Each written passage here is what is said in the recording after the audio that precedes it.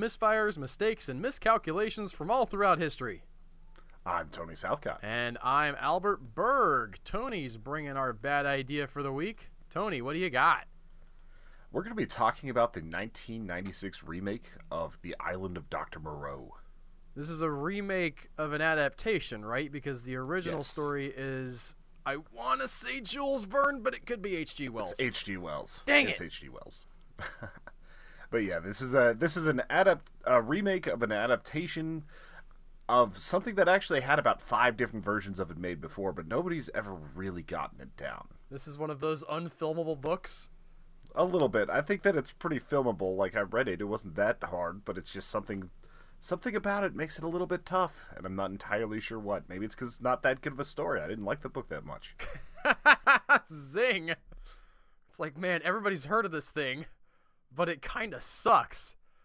Yeah, what do we do much. with that? That's what a lot of young adult movies that are coming out of young adult books are stuck trying to figure out. And then you get the 4th movie sent straight to video and so on.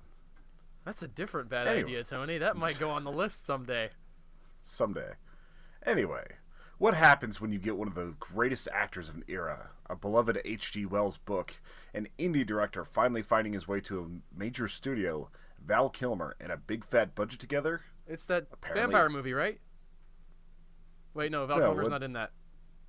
No, he might have been. I don't know what vampire movie you're talking about. Ah, dang it. Shadow of the Vampire. Shadow of the Vampire. No, it wasn't that, but that was good. Maybe? I don't remember. There's an indie director and a big budget name Hollywood star, and might have been named based on a book, based on Dracula. It's close. We're close enough. But apparently in this situation you got absolute chaos. In 1996, the world was treated to the beautiful disaster that was The Island of Dr. Moreau. This wasn't just a bad remake or adaptation. This film went so bad that documentaries and books have been written on its failure.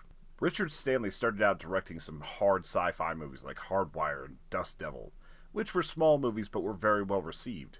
Fresh off of Dust Devil, he decided he would take a look at one of his favorite books, The Island of Dr. Moreau. He was always perturbed that this piece of British literature had never been adapted by a Brit. He felt that many American and Singaporean versions just weren't quite right. And a lot of it was simply the times. You're talking about movies made in the 50s trying to do things with heavy makeup and heavy concepts that need a little bit more work.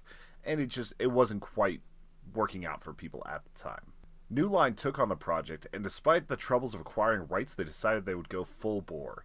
Although he didn't fit the script because Stanley wanted a new agey scientist as the lead, Marlon Brando was somehow cast as Dr. Moreau. On top of this, Richard Stanley's script would be used, but they targeted Roman Polanski as the director. At this point, Richard Stanley sought out the aid of a doctor who believed he was a warlock. He made a sigil out of blood, and this would supposedly allow Richard Stanley to make the movie he wanted. Okay. It was such a normal story until we had the warlock pop up. I mean, that's how life goes sometimes. Like, everything's going along normally until the warlock shows up. Is Richard Stanley insane? He seems to be quirky and weird, but not insane. Yeah, I guess that's not fair, right? I mean, Alan Moore is a brilliant comic creator, but he thinks he's a wizard. So, I mean, I don't believe him directly, but also... Have you seen that beard? Moore. I mean, that's like a third of being a wizard. Okay, well, he's at least 1/3 wizard, I guess. Is he the one who made this potion for this director? No, this was a warlock named Skip. There's a kids movie title for you. Anybody out there looking for a kids movie or book? Just call it A Warlock Named Skip, and you're off to the races. Yeah, I'm sure New Line will put up some money for it. They will not, Stanley, Tony, because they've been absorbed by Warner Brothers. True. Then it would be Warner Brothers putting that money up. That honestly sounds more like a Disney made-for-TV movie.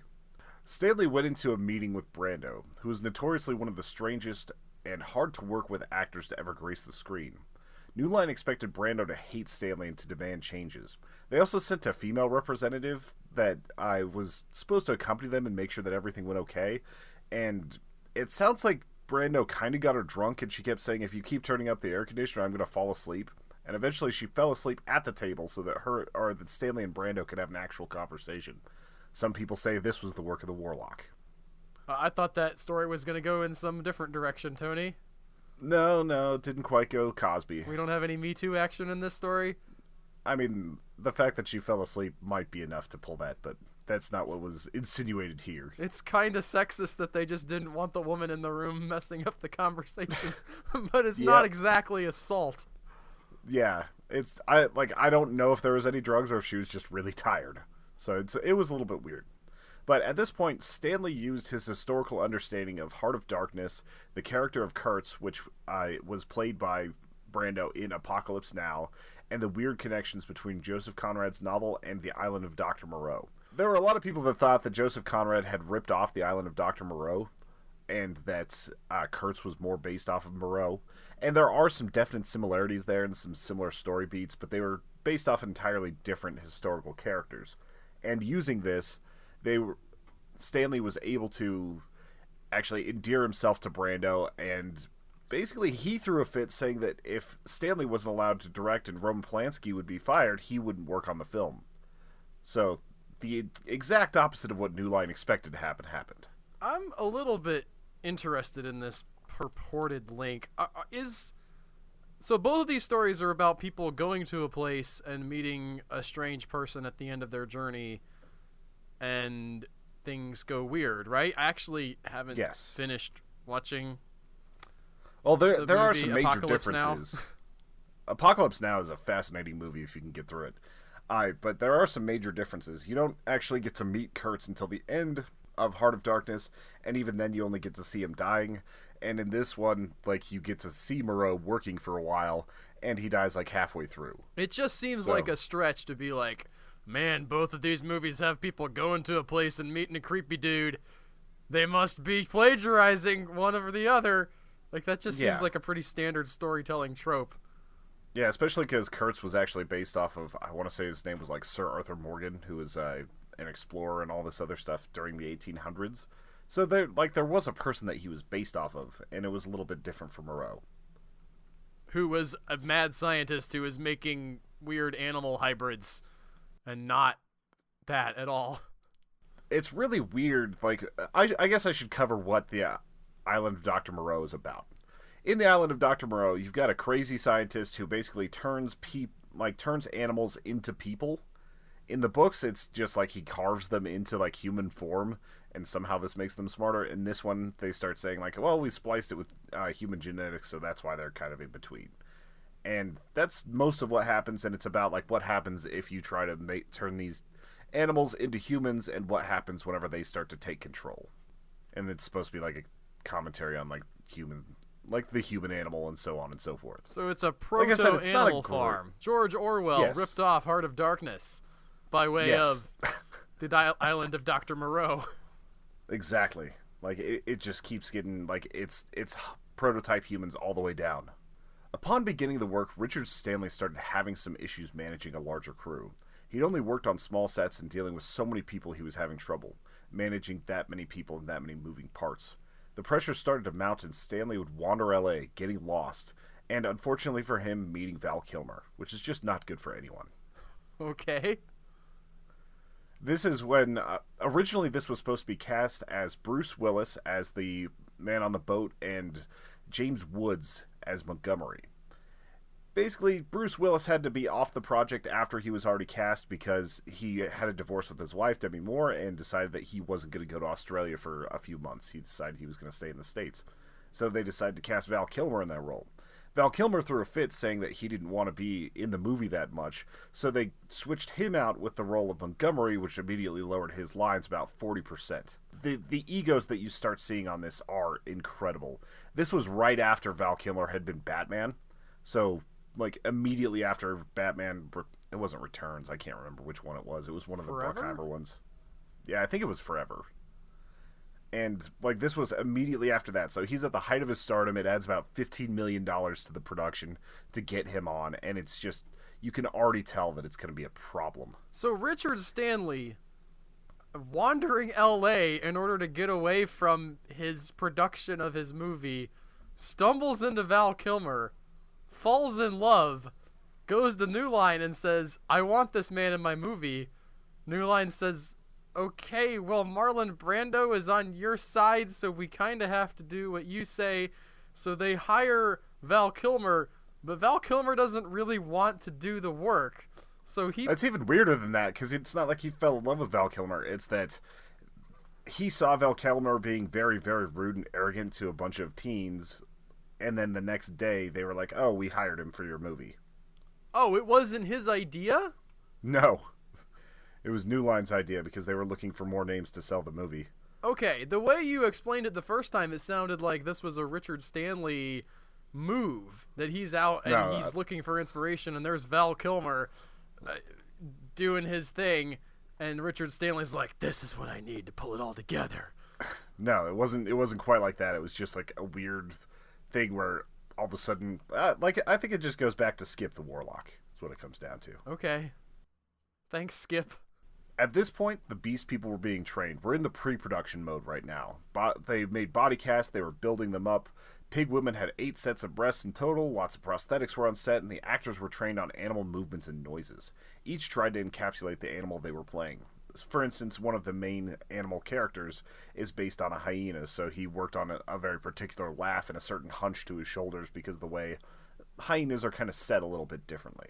And in all honesty, like, they were not the worst part of this movie. There were some definite better prosthetics and better suits than others, but this was Stan Winston putting a lot of effort into making these creatures.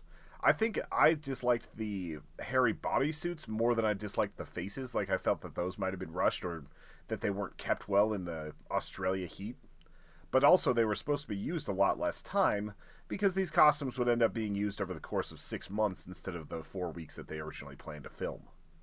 Oh, wow. I'm sure we'll get into that, but that just sounds like a nightmare and a half. The animal actors and side characters genuinely enjoyed working with Stanley, and his enthusiasm was palpable. He showed off every part of his production whenever he could, and he honestly worked very hard in this pre-production stage, at least as far as getting on the set and being present for certain things. The only problem was he wasn't much of a leader. He skipped almost every production meeting, he didn't scout his own locations, and when it came to dealing with the studio people, he would essentially ignore them. Instead of going to these meetings, he would draw out storyboards, hand them to his the director of photography and some of the crew, and basically say, make this, instead of explaining how to make that. That sounds like a problem. We're dealing with a guy who's coming from independent filmmaking, right? So he's probably used to doing at least half of this stuff himself. Yeah, like, if you go from a cast of like 8 people to 40, you'd think you'd know how to do those sorts of things by yourself. It might be that he was comfortable doing the things, but not explaining how to do them or telling other people how to do them. That's true. He might have just been poor at delegation, or proper delegation. Like, there's a lot of things that were wrong with Richard Stanley's approach. I don't know him, obviously, and I wasn't here. I'm just sort of going off the information you've presented. But sometimes being good at something is not anywhere close to being good at telling other people how to do that thing. Yeah. He's also kind of just an odd guy. Like, he always has, like, either a cowboy hat or a safari hat or some sort of weird hat on with his long black hair in a time where almost every horror director looked like he was somebody's dad. Like, just some bearded dude. So, like, people were a little bit off-put by his actual presence. Right before shooting started, a few other major tragedies actually befell things outside of this production. Brando's daughter had committed suicide. Understandably, he was a mess. He felt like his entire family was falling apart, and no one was sure he would actually show up. The studio started to talk about pulling this entire project before it could really get off the ground. The problem was the studio had already put a fair amount of money into building sets, getting these casts, and getting these creatures created, so they wanted to go forward with it. Well, we all know about how great an idea sunk costs are. Yeah, just follow that definitely. money that you've already put into it right down into hell. You're fine. Other small things started to go wrong. A PA was bitten by a spider and the wound went necrotic. The words used were, her hand basically melted. Thanks, Australia. I was gonna say that's not surprising at all given the shooting location. Yep. Skip, the warlock who helped Stanley, got irradiated by an experiment gone wrong, and he caught a flesh-eating bacteria. Basically, he was rotting out from the inside. Once... What? Yeah. Why does Skip the Warlock keep popping up at the weirdest places in the story, Tony? I don't know. It was just like this was in pre-production, and once Skip died, that's when like that's when things started to get worse. Also, Richard Stanley's mom's home was struck by lightning 3 times in a single storm. Bizarre accidents started to befall people on the set, and it only got worse. Well, the Richard Stanley's mom's home thing is because she built that cell tower on the roof, but everything else sounds pretty weird. It's like Verizon just leased out some space and was like, hey, this is a good spot. It turns out that's what happens when you build on the actual top of a mountain. Yes. Yes. Also, during these pre-production script meetings, Val Kilmer would get really smarmy and demanded scenes be changed. He second-guessed every single thing the director wanted, and even like small cuts and time jumps. Essentially, it was a power game. Like, he would tell Richard Stanley that this scene where the main character, David Thewlis' character, gets punched and it goes to black and he wakes up unconscious is just something that can't happen in movies. And it's like, I'm pretty sure I've seen that at least 50 times in movies. That's such a weird thing to even say. At this point, Richard Stanley had a small meltdown. He climbed a tree and wouldn't get down for hours, despite having to be up at 5 a.m. for more meetings. Richard Stanley. Richard, what are you doing, man? I don't know. Here's the thing. I've heard stories of set shenanigans for movies, even more recently, and I have no idea how stressful it must get, because there's a part of me that just wants to say, well, buck up and deal with it. Yeah. But if you've got millions of dollars riding on you and your success, and you have some of the most famous and, because famous, powerful people in the world arguing with you at every turn, and you're just a guy who's directed a few kind of cheap horror movies, you've got to have some backbone to be able to stand up to those people, and not everybody has that kind of backbone. Yeah, especially because those guys are kind of imposing. And it's not to say that everybody has to have that kind of backbone. This is not necessarily... Just the guy heading up the project whose entire job is to have backbone and build this. Yep. He kind of needs it. Just whenever you thought nothing else would go wrong, a hurricane hit the set. They have hurricanes in Australia? Yeah. A creek near the set started to rise, and by the time the hurricane was over, most of the sets were in the Pacific Ocean. Well, we can stop worrying about that sunk cost and just go home now, right? Nope, definitely not. At this point, some of the actors started calling agents and producers. Oh, wait. I have to say, and in this case, it is literally a sunk cost. The cost was sunk in the ocean. Yeah. I'm sure some of it floated, but most of it sunk. At this point, some of the actors started calling agents and producers, and word spread of the disaster that was brewing in Australia. At this point, the production was put on hold.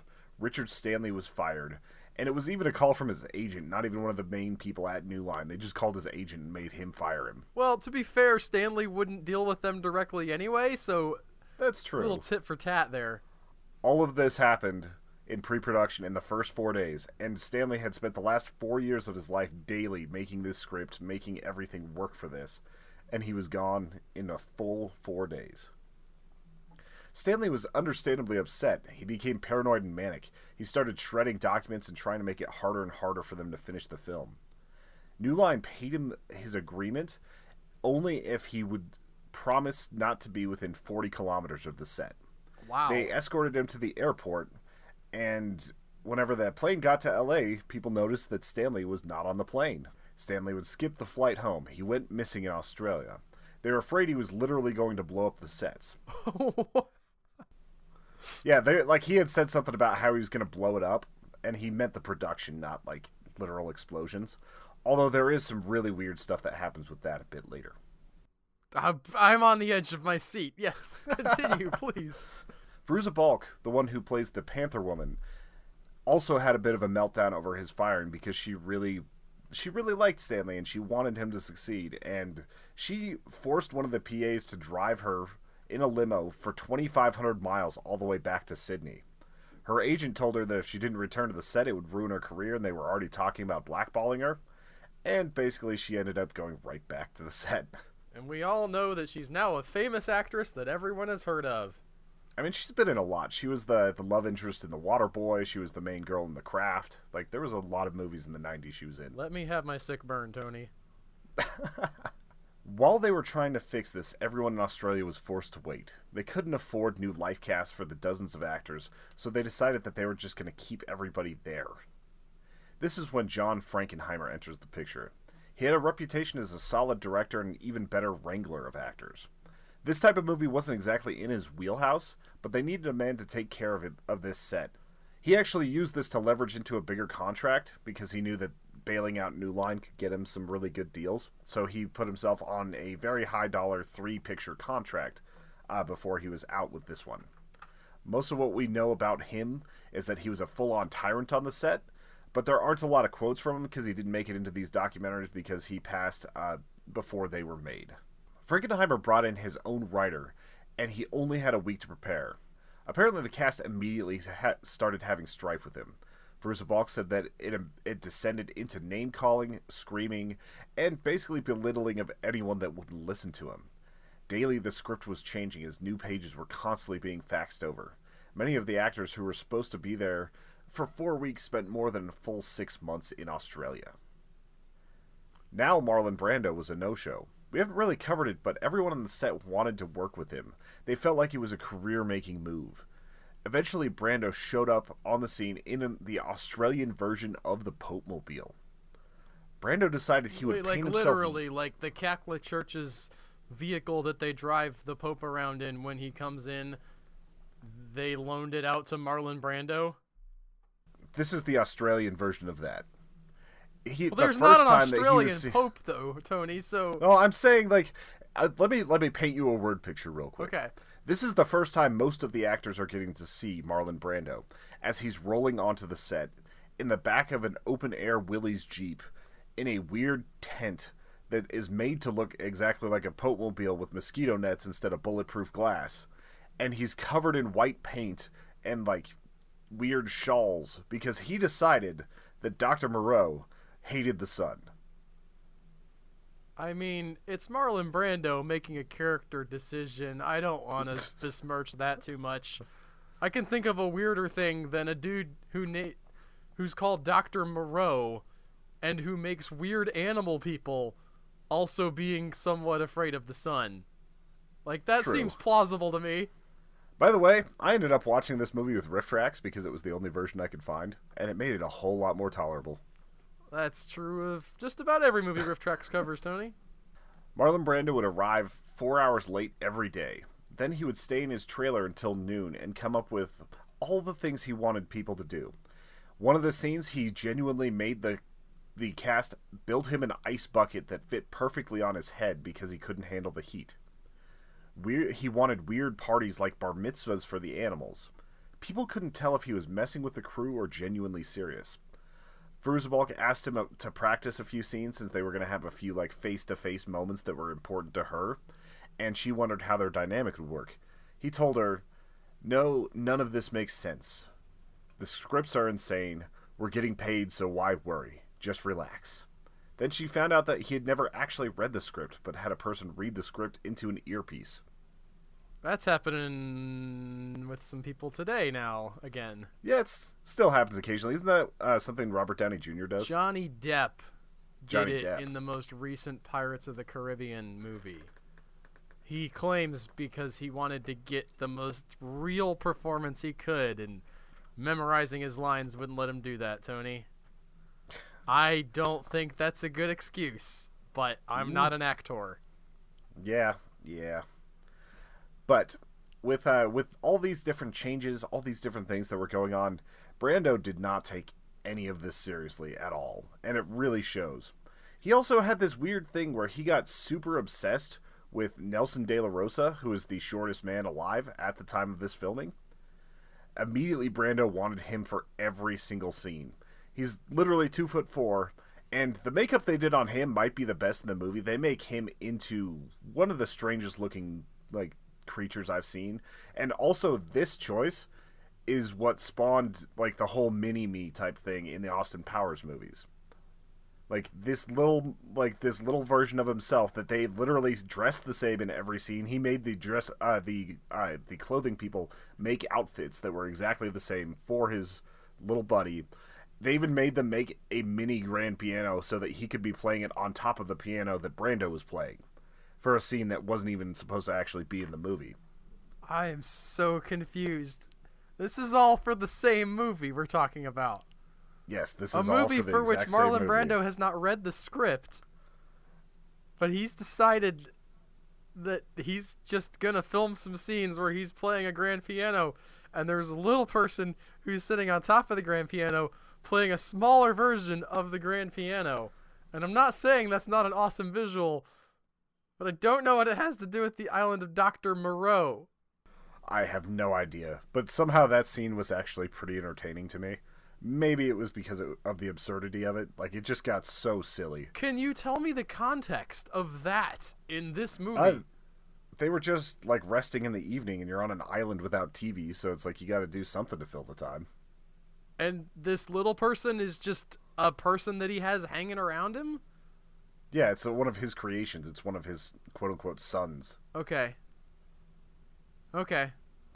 I'm not sure what he was supposed to be, like, made from. Like, usually there's a clear animal indication, but not with him. That was just odd. One of the heads of New Line got a call. Frankenheimer wanted to rewrite the script entirely. He had some weird ideas to add to this movie. How far into this production are we where he's like, you know what? I need to rewrite the entire script. Yeah, that was about halfway through. Ah! No! Part of the reason why, like, he wanted to make more sense why Moreau was wearing a hat in every scene. And so he said that he wanted Brando to reveal at the end of the film that he was actually a dolphin. What?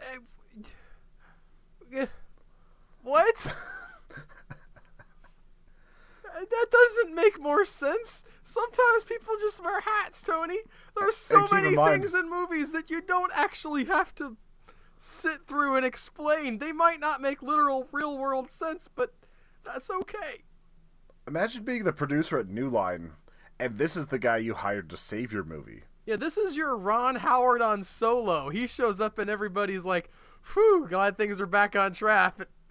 And he's like, you know, this Moreau guy wears a hat a lot. I think he's a dolphin, you guys. Get back Richard Stanley. One more thing about Nelson De La Rosa.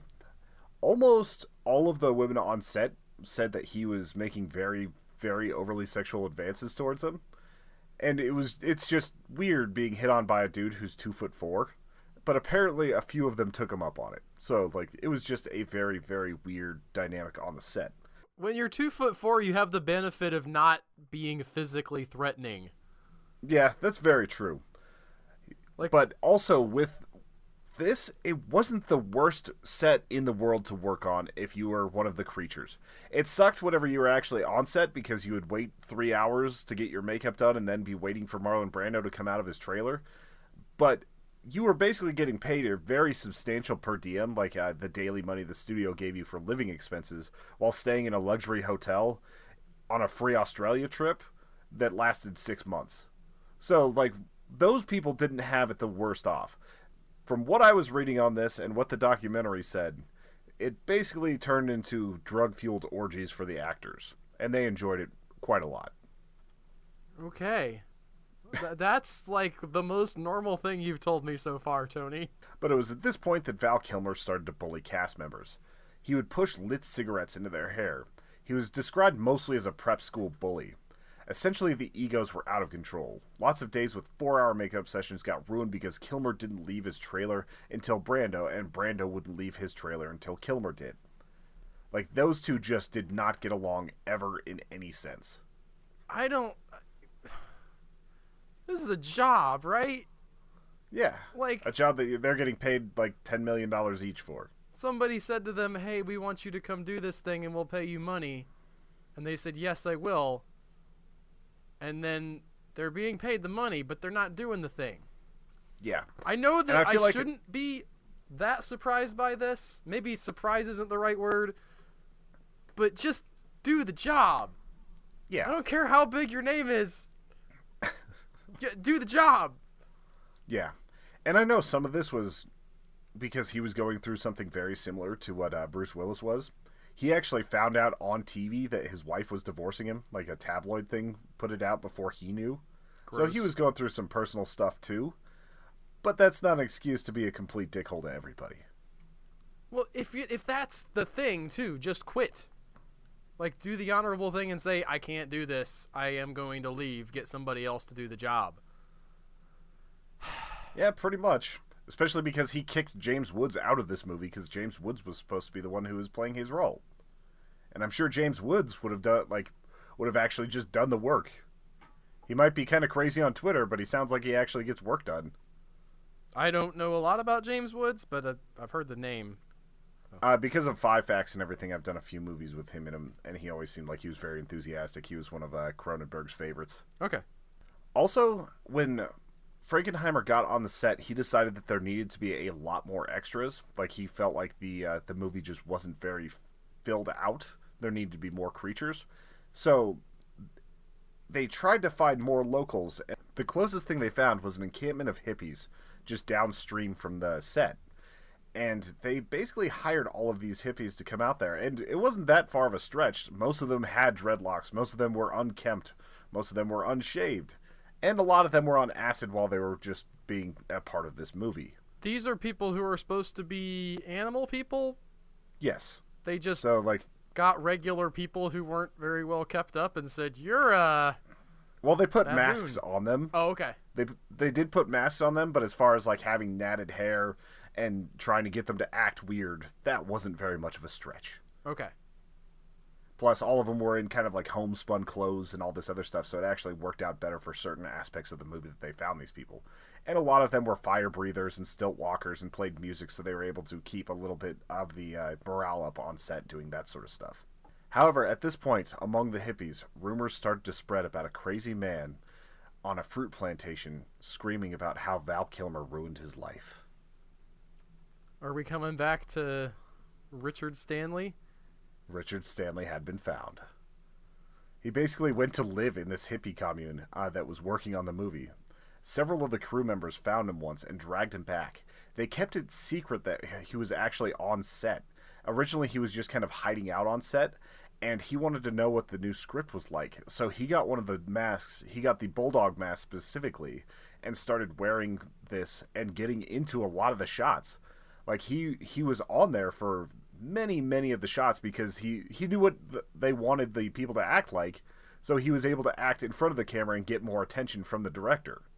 Richard Stanley, what are you doing, man? Go back. It's not worth it. He actually did have the opportunity to burn the sets down like they thought he would. At one point, they had him as one of the few extras in a scene where he was holding a torch in front of multiple cans of gasoline during the funeral pyre scene for Dr. Moreau. Spoilers. Well, we spoiled it earlier.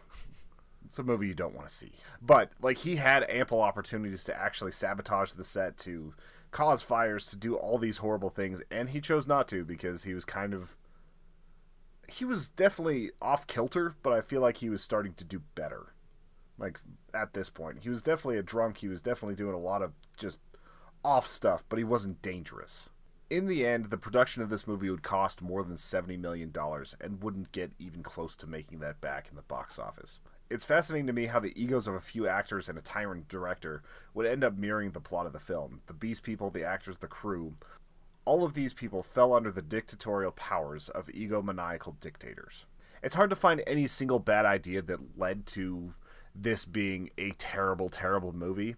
A lot of it is that you just trusted too much with an indie director, but you have to take those chances sometimes so that you can find out if this new person is going to bring good vision, is going to bring a fresh thing to your studio. So taking a chance on that is pretty normal. They could have helped him out by actually giving me an adequate and experienced assistant director. That probably would have helped. But they also ended up hiring a pair of actors that absolutely hated each other, a director that was abusive to his cast, and basically just let them run wild. Brando at least had fun with this. He was trolling, but he was at least having fun. Kilmer was just an absolute jerk. and overall it turned into a spiral of bad ideas akin to The Room. While researching it, I felt like I was literally reading a treatment for Tropic Thunder more than an actual movie. That's what it felt like to me. If I had to take a swing at what I think the bad idea here is, it seems very much like New Line should have had a better sense that Richard Stanley was not able to lead in this capacity. He seemed like he had a lot of passion for the project and would have been great as a producer and as the scriptwriter, which he already did, but not as the person who actually has to be on set wrangling all these personalities coming off of indie film. There have been people who have managed that very well, but this does not seem like the best gamble for New Line. Yeah. Like, if they would have just kept him as the writer and let Roman Polanski do it and let him be on the set for it, that probably would have been a very good experience for him to see. All things aside about, like, Roman Polanski's actual character, he does know how to make a movie. Yeah, you mentioned Roman Polanski earlier, and I was like, ooh, but he's not going to be part of this, but he probably does actually know how to make a set work. This is one of those bad ideas that it was more of reciting a disaster than a singular bad idea, and I really enjoyed doing the research on it. There's a documentary based on this movie that's a fascinating watch, and it's on Prime right now. Lost Soul: The Doomed Journey of Richard Stanley's Island of Dr. Moreau. And I would highly recommend watching that, even if you don't watch this movie. Although if you do watch this movie, do it with the riff tracks. Those guys are funny. Well, I think that's going to do it for us this week on Bad Ideas. If you liked it, be sure to tell a friend about us and subscribe to us on whatever podcast platform you're using to receive us. And we will see you guys next week with another episode of Bad Ideas. See you guys then. Bye.